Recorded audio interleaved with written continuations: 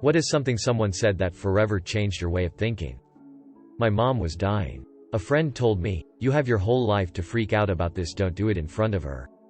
It really helped me to understand that my feelings are not always what's important. It is possible to delay a freakout, and that skill has served me innumerable times. Next year, you'll wish you had started today. I was 13 years old, trying to teach my 6-year-old sister how to dive into a swimming pool from the side of the pool. It was taking quite a while as my sister was really nervous about it. We were at a big, public pool, and nearby there was a woman, about 75 years old, slowly swimming laps. Occasionally she would stop and watch us. Finally she swam over to us just when I was really putting the pressure on, trying to get my sister to try the dive, and my sister was shouting, "But I'm afraid. I'm so afraid." The old woman looked at my sister, raised her fist defiantly in the air and said, "So be afraid. And then do it anyway." That was 35 years ago and I have never forgotten it. It was a revelation. It's not about being unafraid. It's about being afraid and doing it anyway. You know you're an adult when you can be right without proving the other person wrong. Some random Redditor. You are not required to set yourself on fire to keep other people warm. Really hit home for me, since I grew up trying to mediate my parents' issues and had multiple friends in and out of the for mental health crises during my teen years, among other things. As someone who spent the majority of her life feeling like she had to take care of others at all costs, it was kinda a shock to the system to hear that I was allowed to have my limits even with people who truly needed help. A small thing, but vastly more important than it sounds. I was sitting in a bus once, and we came to the railroad tracks.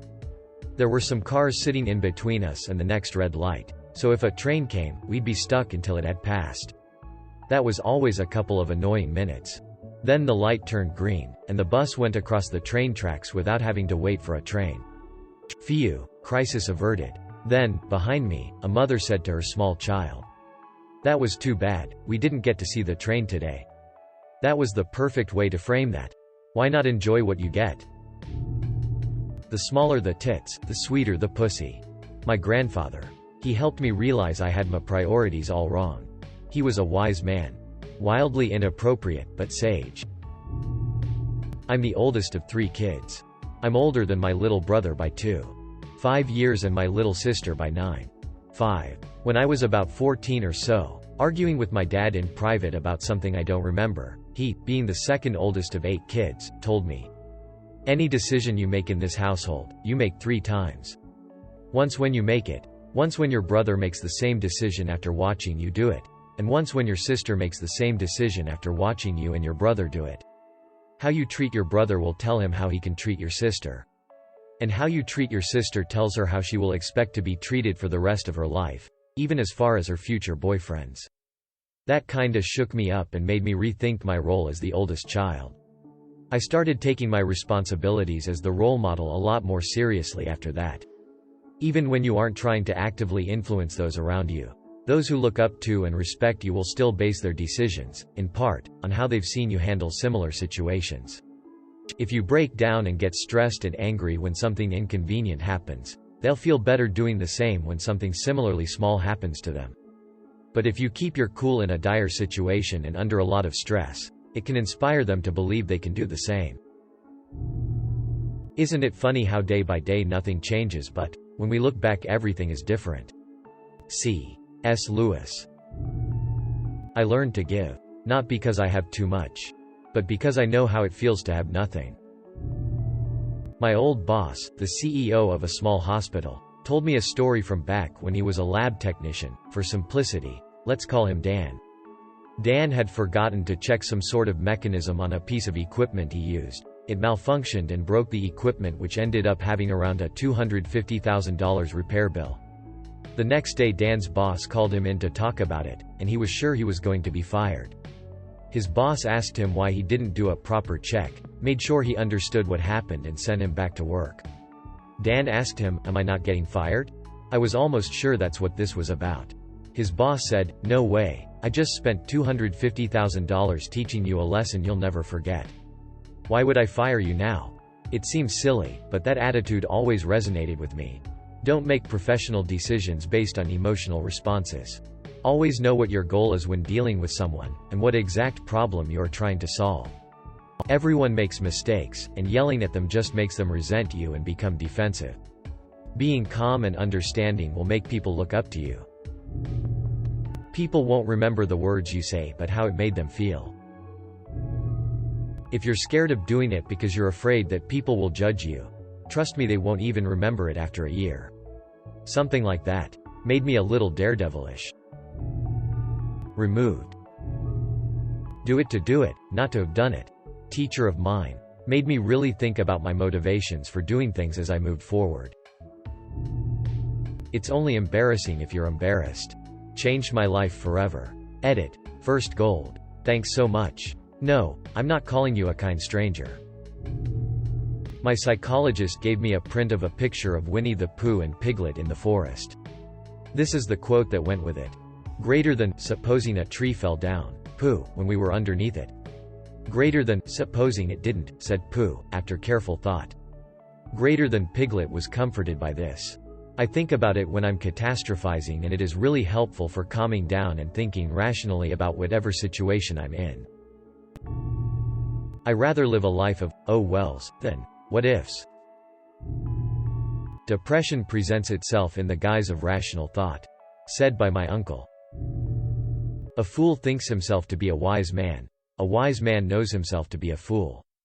I first heard this phrase when I was younger, and thankfully it knocked me back a few pegs. Would you rather wake up in 20 years wondering what you missed, or wake up in 20 years knowing exactly what you missed? Never had commitment issues after that. I was having a bad day one time and being all, why me? When a coworker said, why not you? I had never thought about it before, but it was a good point. So I shut up and got over it. When I was in college, a friend of mine told me I was gentle. After being called sensitive all my life up until that point, and not in a good way, hearing that made me feel a lot better about myself. A good friend once told me, you have to be comfortable with being uncomfortable. Sorry for the bad English. There's no point trying to track down your so when they go out, or even asking them not to go, just because you're afraid of being cheated on. If they want to cheat on you, they will. They will miss a day of work, or lie about visiting their parents, or even fake a medical appointment. There's nothing you can do about that. The only thing you can do is being a loving, caring person. This is the most effective way of obtaining someone's love and trust. In an episode of Louie, he tells one of his daughters, the only time you should look in your neighbor's bowl is to make sure he has enough. I'm sure Louis C.K. didn't invent that on his own, but it was the first time I'd heard it, and it stuck with me.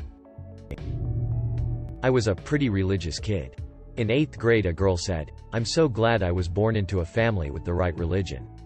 It made me question my whole belief system and led me to becoming agnostic. The person that you will spend the most time with in your life is yourself, so try to make yourself as interesting as possible. We judge others by their actions and ourselves on our intentions. Really made me think about people, and I try telling myself that when the fucking idiot in front on me doesn't indicate when merging. When I was 38, I contemplated beginning a 2-year associate's degree in radiography. I was talking to a friend and had almost talked myself out of doing it. I said, I'm too old to start that.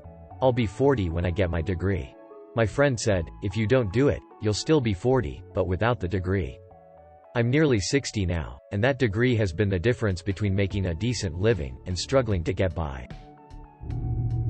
I don't remember the quote exactly, but I believe Jake from Adventure Time says something similar to, being bad at something is the first step to being sorta good at something. It made me realize I shouldn't worry too much about being shit at drawing, but that I should keep going so I'm less shit at it. I used to fight for every square inch on the job. I wanted to make sure we did everything the right way, cutting no corners. Right before he retired, an older employee said 3 simple words. Choose your battles. I met a person who was in a wheelchair. He related a story about how a person once asked if it was difficult to be confined to a wheelchair. He responded, I'm not confined to my wheelchair, I am liberated by it. If it wasn't for my wheelchair, I would be bedbound and never able to leave my room or house. Amazing perspective. Everyone you meet knows something you don't. My grandfather told me this, and it's been a good reminder that I am surrounded by teachers. Education is expensive, but no education is more expensive. Definitely took school more seriously after someone said that to me. We're all background characters in someone else's story. Read it on here not too long ago. Another. Live like you have nothing to lose. Love like you have everything to lose. I did not expect all these responses. I did this post because I'm going through some personal tough times, so thank you all for helping a fellow Redditor out with some encouraging thoughts, quotes, advice. You have an attitude. It was said to me by a friend when I was about 25. I'm almost 40 now. He elaborated by saying that my personality carries a huge lack of humility. The things I would say or do, in most cases, was very off-putting to a majority of people. I always had a better story after someone finished theirs. I was full of knowledge on any subject, or whatever opinion I had on the matter was always superior and correct. My way of doing things was the best way. I appeared ungrateful, selfish, and pompous. And I had no clue whatsoever. I'll never forget that conversation and the paradigm shift my brain experienced that day. Once I was aware of this attitude, I started thinking about my relationships and the environment I created because of my general assholery and douchebagginess. I actually sunk into depression for a short time, realizing the way I had treated people and taken them for granted. Over a few years, I slowly learned so many things about myself and others. I learned how to listen, to enjoy myself in groups and not need to be the focus of the group, to be compassionate and empathetic, to give advice only when asked, or out of heartfelt concern or genuine worry, to put others first when it counts, to show up, to be a friend instead of a competitor. I've learned many other things from that statement, too many to list. It's incredible to me how I'm still learning. I think we all are, and no one really has it figured out. I know I don't. But I'll never forget how that one small statement has a long-term effect on me.